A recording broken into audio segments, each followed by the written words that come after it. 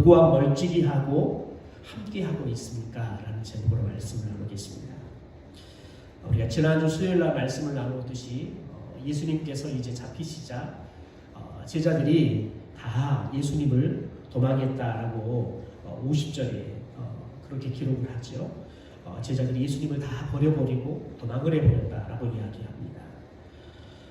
그런데 제자들이 분명히 예수님을 다 버려버리고 도망을 했는데 예수님께서 대제사장의 집으로 끌려갈 때 다시 예수님을 쫓아가는 그래서 예수님을 마지막까지 쫓아가는 한 제자가 등장합니다. 54절에 베드로가 예수를 멀찍이 따라 대제사장의 집 뜰 안까지 들어가서 54절에 보니까 베드로가 다시 예수님을 따라갔다라고 이야기를 합니다. 그런데 예수님을 따라가는데 어떻게 따라가냐면 멀찍이 따라갔다라고 이야기를 해요. 멀찍이 따라갔다. 예수님과 거리를 두고 따라갔다는 거지요. 지금까지 3년 동안 베드로와 예수님은 아주 가까이 했던 사이입니다. 그런데 이제는 예수님과 사이가 떨어져서 멀찍이 예수님을 두고 따라가는 베드로의 모습들을 보게 되어집니다. 그런데 예수님을 여전히 그가 3년 동안 따랐던 것처럼 예수님이 십자가를 향한 마지막 길도 베드로가 다른 제자들은 다 도망가더라도 다시 돌아와서 따라갑니다. 그런데 예수님과 거리를 두고 멀찍이 따라가다 보니까 결국은 다른 제자들이 하지 않는 예수님을 부인하고 심지어 예수님을 저주까지 하는 부끄러운 일들을 베드로가 하고 마는 것들을 오늘 말씀 속에서 보게 되어집니다. 오늘은 우리는 이 말씀을 통해서 우리가 예수님과 어떤 영적 관계를 하고 살아가느냐가 우리가 어떤 영적인 삶을 살 것인가 결정 지은 것을 오늘 보게 되어집니다. 여러분 생각해 보십시오. 베드로 하면 예수님의 12명의 제자 중에서 우리가 수제자다라고 이야기를 하죠. 왜 그럴까요? 이 12명의 제자들 중에서 예수님께서 특별히 더 많이 아끼고 더 시간도 같이 하고 더 많은 것들을 같이 보여주고 가르쳤던 그런 제자들이 있죠. 3명의 제자입니다. 특별히 33절의 말씀을 보면 이렇게 소개를 하죠. 베드로와 야고보와 요한을 데리고 가실새 심히 놀라시며 슬퍼하사라고 이야기를 하죠. 예수님께서 십자가를 앞두고 마지막 기도하는 이 겟세마네 기도의 시간 가운데 나아가시면서 이 3명, 특별히 베드로, 야고보, 요한이라는 이 세 명의 제자들을 마지막까지 같이 데려가서 같이 기도하는 그런 모습들을 보게 되어집니다. 또 5장으로 넘어가면 해당장 야이로의 딸을 살리는 죽은 사람을 살리는 기적을 일으킬 때에도 이 세 제자와 함께하는 것들을 보게 되어집니다. 5장 37절에 베드로와 야고보와 야고보의 형제 요한 외에 아무도 따라옴을 허락하지 아니하시고 그렇게 이야기합니다. 그러니까 베드로, 야고보, 요한과 함께 이 야이로의 딸의 집에 들어가서 이 야이로의 죽은 딸을 살리는 기적을 일으킵니다. 그러니까 이 베드로는 예수님과 어떻게 보면 가장 가까이서 그리고 가장 많은 시간 동안 또 예수님에게 가장 많은 것들을 친히 사사받은 그런 제자다라고 이야기할 수 있죠. 또 9장 2절에 보면 이런 말이 나옵니다. 엿새 후에 예수께서 베드로와 야고보와 요한을 데리고 따로 높은 산에 올라가셨더니 여러분 예수님께서 변화산에 올라가셔서 예수님의 모습이 아주 신령한 모습으로 변화되잖아요. 그런데 이 변화산의 사건을 예수님께서 보여줄 때에도 이 베드로, 야고보, 요한 3명의 제자를 따로 데리고 가서 예수님의 그 신령한 모습을 보여줍니다. 그러니까 이 세 제자 중 베드로는 늘 어떻게 보면 마지막까지 예수님과 함께 했던, 예수님을 따랐던, 예수님과 가장 가까이 있었던 제자라고 우리들이 부르기 때문에 그래서 수제자다라고 부르는 겁니다. 그래서 지금까지는 3년 동안 예수님과 동고동락하면서 가장 가까이에서 같이 했던 그가 예수님 앞에서 이제 가장 부끄러운 모습을 보이게 되어지는데 그 이유가 뭐냐면 그가 큰 소리를 쳤지만 그 큰 소리를 친 것과는 전혀 상관없이 예수님이 가장 위험한 순간을 당하자 자신에게도 그런 생명이 위험이 올 것을 두려워해서 예수님과 거리를 둡니다. 그래서 예수님을 따르긴 따르지만 멀찍이 따랐다라는 말씀을 오늘 하게 되는 거지요. 베드로는 이 순간 주님과 가까우면 가까울수록 그에게 위험이 더 가깝다는 것들을 생각한 거죠. 그러다 보니까 주님과 거리를 둔 겁니다. 여러분, 그런데 주님과 가까우면 우리의 생명이 위험이 있는 것처럼 보이지만, 그러나 우리가 주님과 멀어질 때 우리들은 영적인 위험을 맞이하게 된다는 겁니다.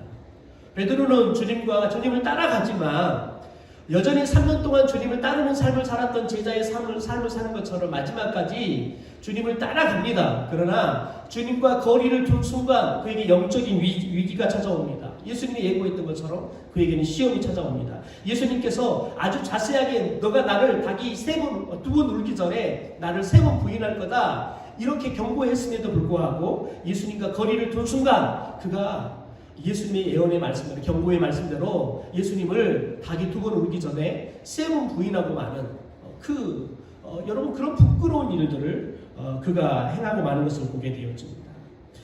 여러분, 그렇습니다. 우리가 예수님을 따르지요. 그리고 예수님과 함께한다고 이야기합니다. 그러나 여러분, 우리가 예수님과 거리가 멀어지면 우리는 그 순간 사탄에게 놓이게 되어지는 겁니다. 우리는 그 순간 영적인 위험, 그 순간 영적인 시험이 찾아올 수 있다는 겁니다. 여러분, 예수님과는 멀찍이 거리되었던 이 베드로, 예수님과 거리를 멀찍이 두니까요, 베드로가 누구와 가깝습니까? 54절에 이렇게 말합니다. 베드로가 예수를 멀찍이 따라 대제사장의 집들 안까지 들어가서 아랫 사람들과 함께 앉아 불을 쬐더라 라고 이야기합니다. 베드로가 예수님과 거리를 멀찍이 둔 순간, 그때부터는 베드로가 누구와 함께 합니까? 대제사장의 집에서 일하는 아랫 사람들과 종들과 함께 하는 겁니다. 여러분, 우리는 여기에서 영적인 진리를 잘 깨달아야 합니다. 베드로가 예수님과 거리를 둔 순간 그는 예수님의 대적자들과 가까워진다는 겁니다. 예수님의 대적자들과 함께 한다는 거지요. 그러므로 여러분, 우리는 오늘 이 말씀을 통해서 깨달아야 될 것은 뭐냐면, 우리가 예수님을 따르는데 적당히 거리를 두고 따르면 여러분, 예수님의 제자가 결코 될 수가 없다는 거예요. 우리가 베드로처럼 예수님이 제자가 되어서 예수님과 3년 동안 아무리 가깝게 하고 같이 동고동락을 하고 같이 살아도 한순간 예수님과 사이가 멀어지면 여러분, 아무리 수저자여도 넘어지고 만다는 거예요. 영적으로 시험이 들고 만다는 거예요. 아무리 예수님과 함께 했던 수제자도 이제는 예수님의 대적자들과 함께하고 그들과 함께 하고 만다는 거지요. 여러분, 그런데 반대로 우리가 세상과 멀어지면 예수님과 함께할 수 있습니다. 베드로가 주님과의 거리가 멀어지자 주님을 잡아가는 이 대제사장의 무리의 아랫 사람들과 자연스럽게 가까워지듯이 우리 또한 주님과 멀어지면 우리도 세상 것들과 자연스럽게 가까워진다는 거죠. 여러분, 시편의 말씀을 보면 복 있는 사람에 대해서 이렇게 이야기를 하죠. 시편 1편 1절의 말씀을 보면 복 있는 사람은 악인들의 꾀를 따르지 아니하며 죄인들의 길에 서지 아니하며 오만한 자들의 자리에 앉지 아니하고 라고 이야기합니다. 그러니까 악인들이나 죄인들이나 오만한 사람들과 함께하지 않는다는 거죠.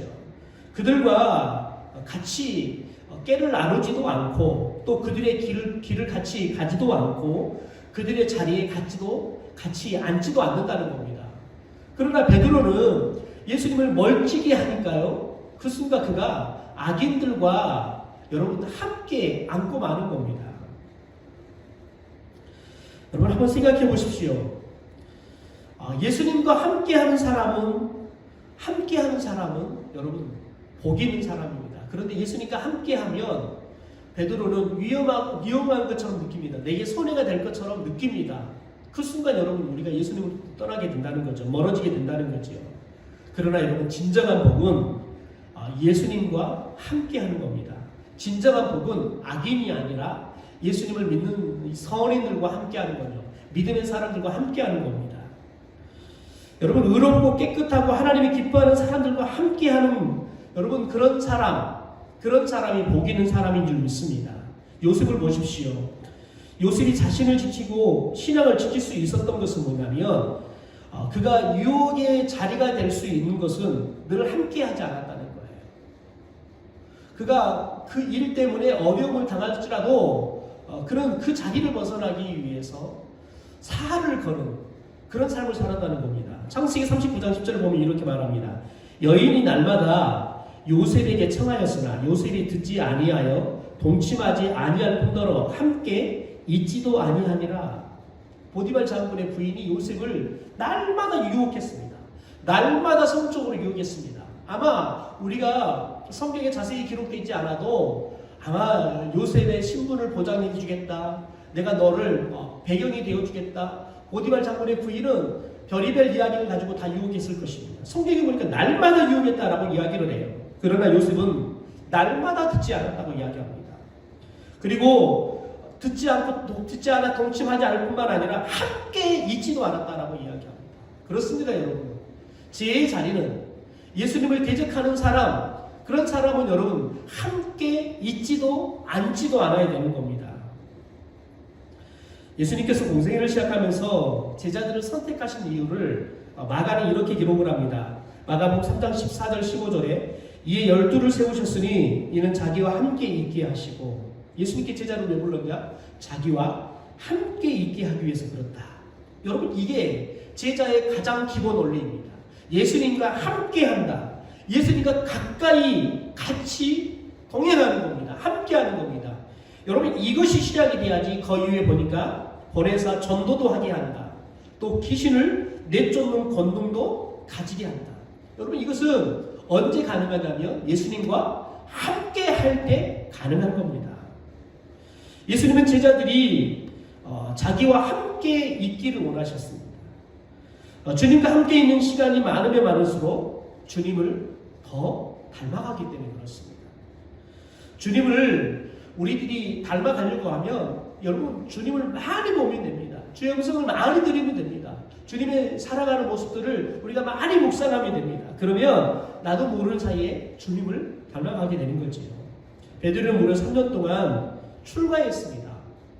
가정을 다 버리고 직장도 버려버리고 배급을 다 버려버리고 출가해서 예수님과 동고동락하면서 함께 살았습니다.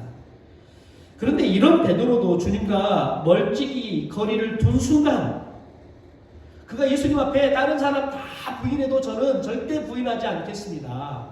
제가 죽을지라도 절대 주님 버리지 않겠습니다. 그렇게 큰 소리 쳤는데 얼마의 시간도 지나지 않았는데도 불구하고 결국은 베드로는 주님을 대적하는 사람들과 함께 안고 맙니다. 베드로 사도는 이 주님의 대적들의 아래산과 함께 앉아서 도대체 그럼 무엇을 합니까? 함께 앉아 불을 쬐었다라고 이야기합니다. 여러분, 이곳에 지금 밤의 날씨는 매우 춥습니다. 그리고 계절적으로도 추웠습니다. 그런 생각해 보십시오. 이날쯤 지금 이곳에 끌려오기까지 예수님과 무엇을 했습니까? 왜 산에 올라가서 예수님과 기도했습니다. 예수님과 밤새 기도했습니다. 그러니 그 산에서 얼마나 추위에 떨었겠습니까? 그런데 지금 또 내려와서 또 예수님이 잡혀가는데 같이 동행을 하는 겁니다. 그런 지금 베드로는 몸이 몹시 춥습니다. 그러니까 지금 베드로에게는 가장 그냥 본능적으로 끌리는 건 뭐냐면 따뜻한 곳입니다. 자신의 몸을 따뜻하게 보호할 수 있는 그런 자리가 필요한 거지요. 여러분, 그런데 마침 이 예수님을 대적하는 대제사장의 아랫 사람들이 무엇을 하고 있습니까? 불을 피워놓고 불을 쬐고 있는 거지요. 그러니까 여러분, 자기도 모르게 그들과 내가 함께 해야겠다라는 의도를 가지고 가는 게 아니라 자기도 모르게 그냥 본능적으로 끌려서 불 앞에 가서 그들과 함께 자연스럽게 앉아서 불을 쬐고 있는 겁니다. 여러분, 우리가 죄의 유혹의 자리에 넘어간다는 것은 우리가 살아가는 데 있어서 아무런 삶의 필요와 전혀 관계가 없는 것에 유혹이 넘어가는 게 아닙니다. 이거 없으면 안 될 것 같은 것을 가지고 사탄은 우리를 유혹해 온다는 거죠. 우리가 본능적으로 가장 쉽게 끌릴 수 있는 걸 가지고 사탄은 우리를 유혹한다는 겁니다. 그러므로 여러분, 우리는 가장 본능적인 것으로부터 우리들이 이 사탄의 유혹에 빠지지 않도록 주의할 수 있는 영적인 안목과 능력이 있어야 한다는 겁니다. 그렇습니다, 여러분. 이렇게 지금 베드로가 거기에 앉아서 불을 쬐는 혜택을 받는 것, 그것은 주님이 아닌 세상과 함께 앉으면 불을 쬐는 해물을 얻을 수 있습니다. 또 혜택을 받을 수 있죠. 그런데 이런 경험들을 한 번씩 하다 보면 자연스럽게 주님보다는 세상과 함께 앉는 것이 자연스러워집니다. 세상의 즐거움, 또 세상의 이익, 세상의 쾌락, 여러분 이것들을 한번 맛을 보면 너무 달콤합니다. 더군다나 이것들이 내게 필요 없는 것이 아니라 절대적으로 필요한 거지요. 그러다 보니까 여러분, 그 자리가 앉아야 할 자리인지 아닌지, 그때가 거기에 가야 할 때인지 앉아야 될 때인지 이것을 분간을 못하고 나도 모르게 그 끌림에 따라가서 앉아버린다는 거지요.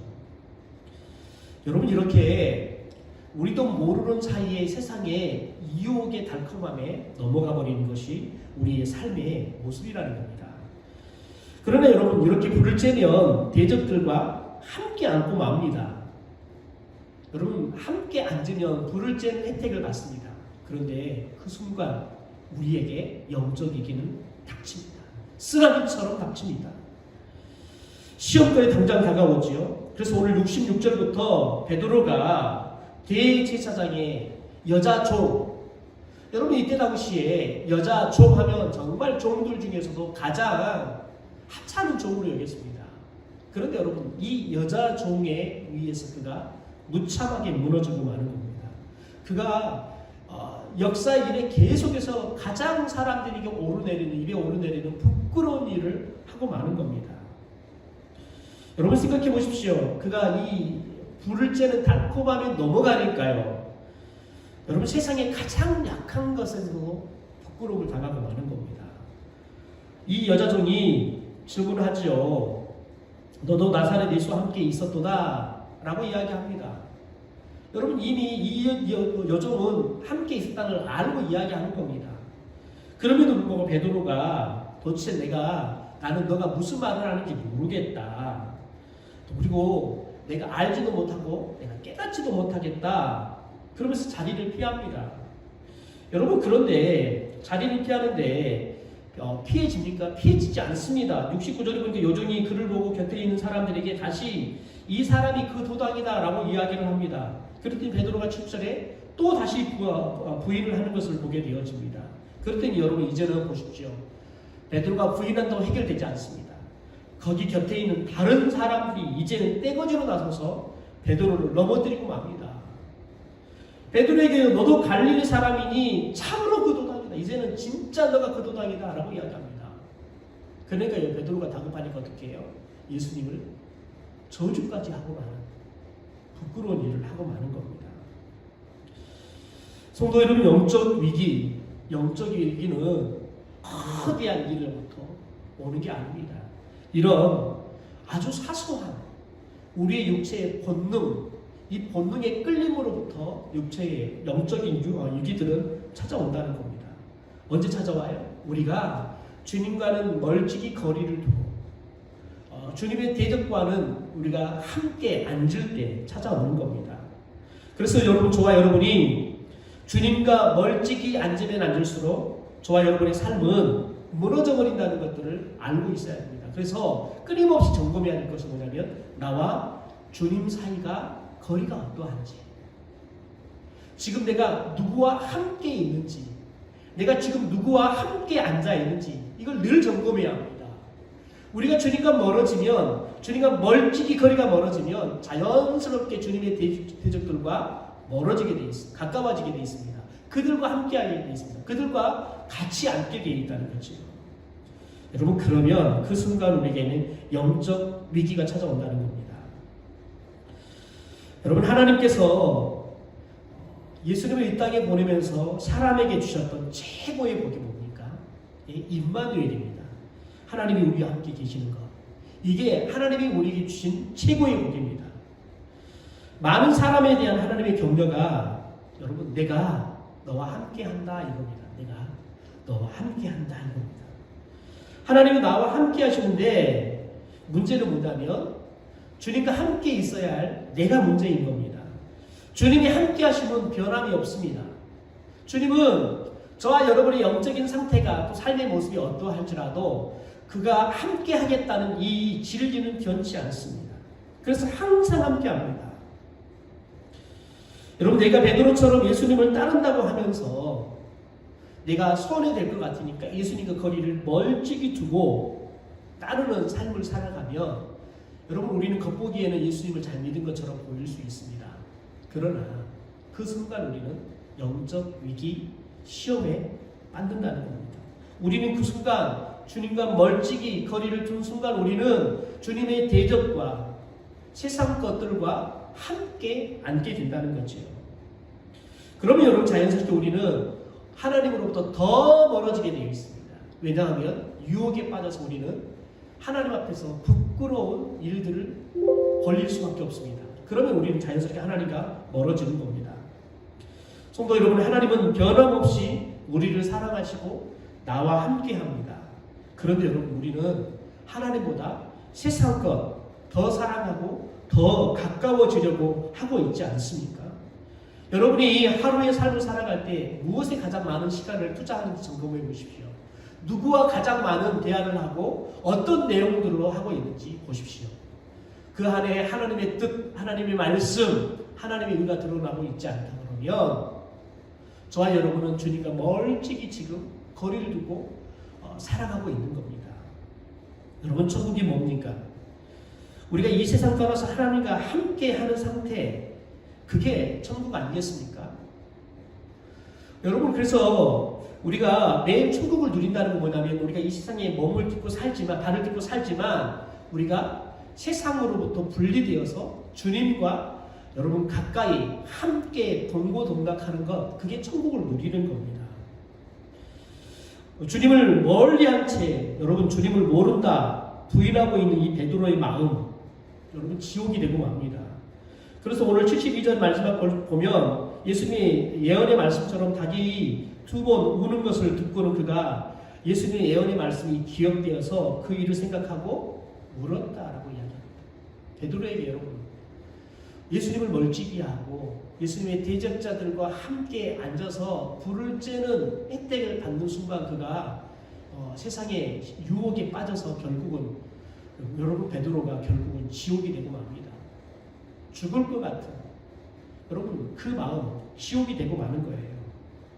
살아있어도 살아있는 기쁨을 전혀 누릴 수 없는 상태가 되어지는 겁니다. 여러분 이렇게 베드로는 실패했지만 그래도 희망이 있습니다. 왜냐하면 베드로는 주님을 버렸을지라도 주님은 베드로를 버리지 않고 늘 함께 했기 때문에 그렇습니다. 예수님께서 부활하시고 예수님을 버려버리고 다시 고향으로 가서 고기 잡고 있는 베드로를 예수님이 찾아가시잖아요. 똑같이 여러분 예수님께서 해변가에다가 그날 저녁 그 장면을 그대로 연출하고 불을 피워놓고 고기를 굽고 해서 베드로에게 여러분 하해를 용서를 요청하는 그 장면들, 그리고 더 나아가서는 그 자리에서 예수님께서 베드로에게 다시 예수님의 사명을 맡겨주는, 그래서 온전한 사명자로 예수님께서 임명하는 그 놀라운 역사가 일어나는 겁니다. 성도 여러분, 오늘 우리들이 점검해 봅시다. 지금 우리가 앉아있는 자리 과연 주님과 함께 앉아 있습니까? 아니면 주님의 대적들과 함께 앉아 있습니까? 여러분 우리가 세상의 따뜻한 유혹에 빠져서 너무 세상과 함께 앉아 있지 않는지 우리를 다시 한번 점검해야 한다는 겁니다. 세상과 함께 앉아 따뜻한 열기를 충족시키느라고 주님과의 사이를 여러분 멀찍이 떨어져 있지 않는지 우리를 점검해야 한다는 거지요.